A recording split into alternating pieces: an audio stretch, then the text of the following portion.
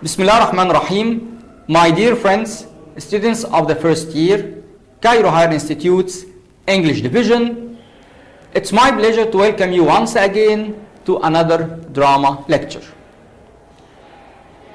Let me start with raising a very simple question. Have you tried reading a criticism of a play? Have you tried to study some analysis of any dramatic text? In other words, have you tried reading some words written about any piece of drama? If you have tried so, you might have noticed that there are some words which are not familiar to you, some words which you feel they are significant, they are important, they are special in the sense that they tell you about some aspects of drama. If you have noticed so, it is not difficult to understand that you need to understand terminology of drama. Or in other words, some dramatic terms you must be aware of, you must be familiar with, so as to understand your study of drama, so as to know how to analyze a play, so as to express yourself while discussing any topic related to drama. In every field of study, you have certain words, special words, which carry certain significance, certain meanings you must understand. Otherwise, it will be a point of weakness. So, to be powerful, to understand drama, to express ourselves, please let me start sharing with you some terminology of drama. The first term we have is dramatis personae. The term again is pronounced as dramatis personae. Dramatis personae is a Latin term. It means that it has a Latin origin. What does it mean? It means the masks of drama. It means the masks of drama. So you have now a piece of information about the origin of the term, as well as another piece of information that tells you about the meaning. What does it mean? Why do we use this dramatis personae or dramatis personae in a play? Simply speaking, because it refers to the list of characters' names. In each play, you have characters who go onto the stage, speak the dialogue, perform the actions. Do you remember the definition of drama? So you have a characters whom you will meet either on the stage or while reading the book of a play. This list of the characters' name usually precedes, it comes before the text of a play.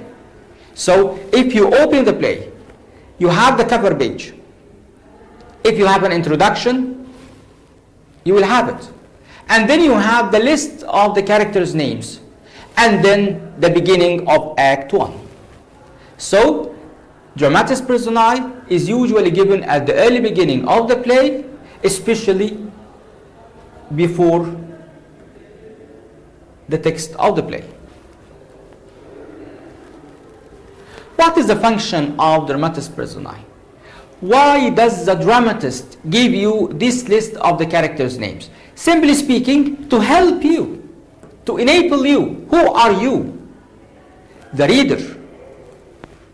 To know who is who before the action of the play starts. Before reading the play, you need at first to understand something related to the characters. And mainly speaking, the first piece of information you need to understand, not just understand, just you need to know, is the character's name. When you have a number of characters, you need to know the name of each character. At the same time, you need to have maybe a very few words that give you hints or a very short introduction to each character. For example, I have, Hamlet, and then Prince of Denmark. These few words tell you more about someone you will meet whose name is Hamlet. And before the action of the play starts, before the action starts and develops, before you go in detail in your reading, you need to understand the relationships among the characters. So I may give you a hint, a very brief information that this character is called Helen. She is a wife. Her husband is Mr. Holland. So this relationship is given through associating each name to the other as a husband and a wife. So it introduces you that you will have some kind of maybe domestic play or a play that talks about family life.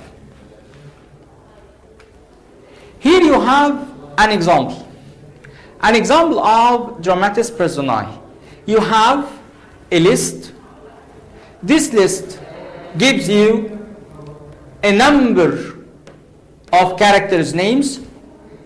They are grouped in two groups, men and women, and with each name you have few words giving you some piece of information about this name. For example, I have here someone whose name is Phenol, and the extra piece of information you need to understand is that he is in love with Mrs. Marwood. He loves a certain lady, and the lady's name is Mrs. Marwood. Who is Mrs. Marwood? A friend to Mr. Phenol, and she likes Mirabel. So what you need to know is that you have a list of the characters' names. You have each character's name as well as a few words giving you a hint about this character. And by the way, this dramatis personae is one of the most well-known dramatis personae worldwide. It is written at the early beginning of William Congreve's Restoration comedy entitled The Way of the World. So, from the early beginning, I have the Latin origin, I have the meaning, which is the masks of drama, I have the list of the characters' names that is written before the play starts. Its function is to enable you to understand who is who, and you have an example. Then let's move to our second term. Our second term is stage direction. When you are watching a play or reading a play, you are watching or you are reading a play, you need to understand what is meant by stage direction. Even if you are not an actor or an actress. So what is stage direction? It is a direction given by the dramatist. So it is written by the dramatist. To whom? To the actors in the script. So if you are an actor and you have the script of the play, you need to understand the stage direction, because at certain moments they will guide you on how to move on the stage. At the same time, if you are reading a play, you need to understand stage direction and their function, because you are going to visualize, you are going to imagine how the character moves, how the character makes use of a certain piece of furniture and the like. So again, it is a direction given by the dramatist to the actors in the script. It describes the stage, the ground on which the actor and actresses stand to perform. How can the dramatist describe stage direction? He can describe the stage construction, the building of the stage, the building of the stage, the furniture, the weather, music, lighting. And if you go back to many of the Egyptian plays, sometimes you will find that the whole theater becomes in deep darkness except a spotlight on the face of the speaker to give you a focus on his facial expression, as well as it gives you a kind of foreground that the character will talk about himself. The character will talk about his inner feelings or thoughts. So you have the stage direction in terms of construction, the building, furniture, the pieces of furniture found on the stage, weather, are you in summer, are you in winter, do you have a daylight or you are in darkness, music, do you have frenzy music that gives you a kind of tension, that a kind of inner conflict, the character is suffering because of it, or you have a romantic music that gives you an idea that you will have a couple of lovers, two lovers who will fall in love. And lighting. The stage direction shows how an actor should move or speak. And of course, it is not randomly given. It is not haphazardly given. The character knows how to move and how to speak to achieve a particular effect. If I am a character and I'd like to tell you that I'm worried about something, there is tension, there is a moment of suffering, how can I reflect this? Maybe through a kind of restless walking. I walk up and down the stage.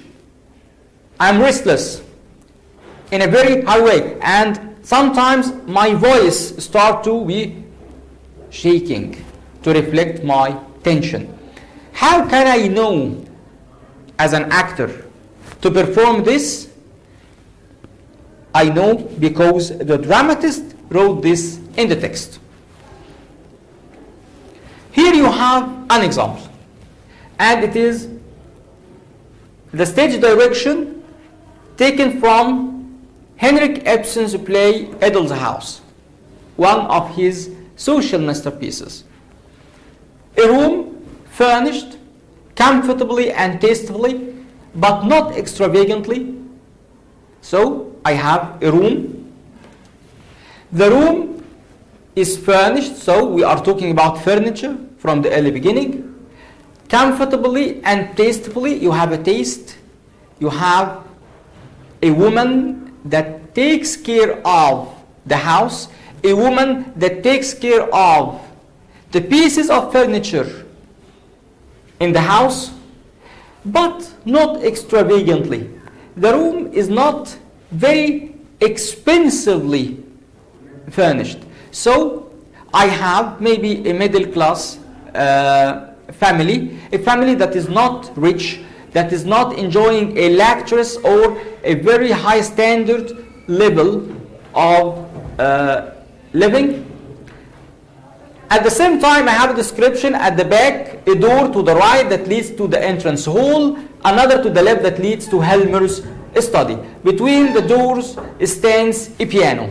So someone plays music. Okay, when you have this stage direction, you understand something about the characters. You understand something about their life. You understand something about the fictional world, the world of the play you are going to watch, you are going to read about. Till now, the dramatist didn't give you a direct information. He doesn't give you direct information related to a family, that the family is a middle class one. But you can expect this from the stage direction. Till now, the dramatist doesn't tell you who plays music. But you must understand this because there is a piano. Okay? So this stage direction gives you a hint that you are going to understand. You are talking about a family. You have a room that is tastefully furnished. Of course, a man cannot do this. It must be a woman. And at the same time, the family is not living a very high level of life, and so on.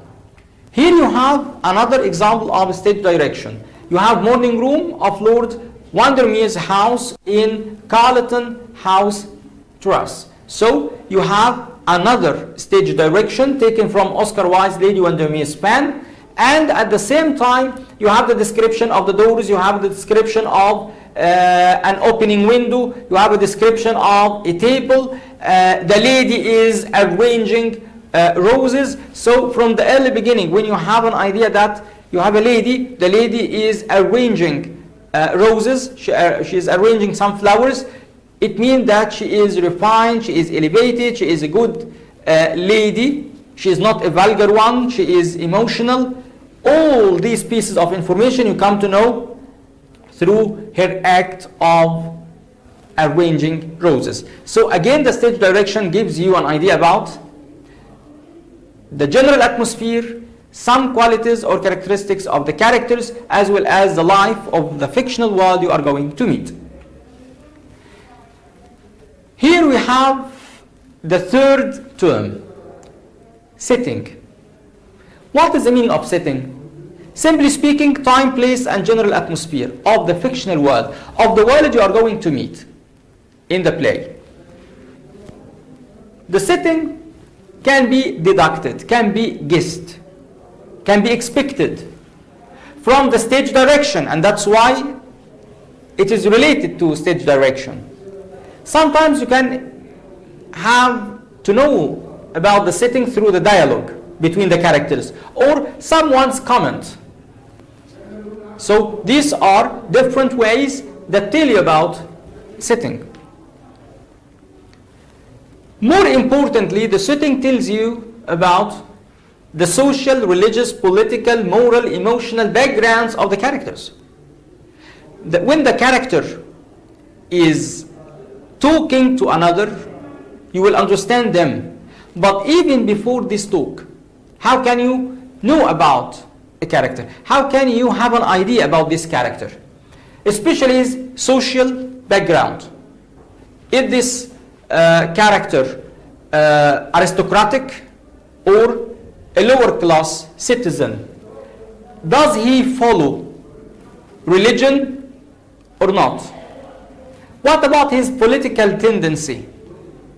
What about his moral? Is he wicked, an evil character, or is he philanthropic, or a person who helps the poor?